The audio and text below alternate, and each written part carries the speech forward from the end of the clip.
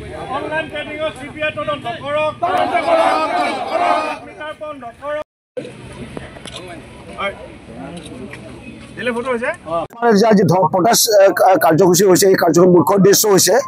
যে যিটো মানে অবৈধ অনলাইন ট্ৰেডিং তাৰ মানে যিটো দুৰ্নীতি হৈছে এইটো মানে তাৰ নিৰপেক্ষ আৰু ক্ষীপ্ৰ তদন্ত ব্যৱস্থা কৰিব লাগে আৰু যি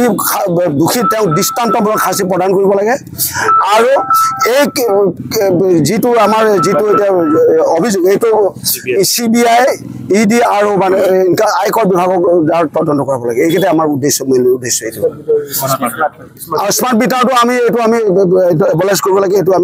আমি তীব্ৰ বিৰোধিতা কৰিছোঁ স্মাৰ্ট মিটাৰটো আমাৰ এইটো বন্ধ কৰিব লাগে তাৰ এই দুইটা বিষয়ৰ প্ৰতিবাদত আমি আজি এই ধৰ্ণা কাৰ্যসূচী আমি আৰম্ভ কৰিছোঁ স্মাৰ্ট মিটাৰ আমি ডিষ্ট্ৰিক্ট থ্ৰুৱেদি আমি গভৰ্ণৰলৈ পঠাইছোঁ আজি আমি ডিষ্ট্ৰিক্ট আজি স্মাৰ্ট মিটাৰ আৰু অনলাইন ট্ৰেডিঙৰ যিটো মানে সেইটোৰ ওপৰত আমি দুখন স্মাৰ্ট মিটাৰ আমি প্ৰদান কৰিছোঁ নমস্কাৰ মই উৎপল দাস আৰু আপোনালোকে চাই আছে এনি ভাৰত আৰু আপোনালোকক জনাবলৈ পাই মই বহুত সুখী হৈছোঁ যে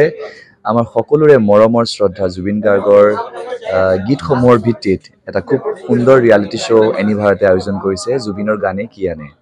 এই প্ৰথম ছিজনটোত অডিশ্যনছ আৰম্ভ হ'ব আগষ্টৰ পৰা অসমৰ বিভিন্ন জিলাত গতিকে মই সমূহ কলাকুশলী বিশেষকৈ যিসকল প্ৰতিভাশীল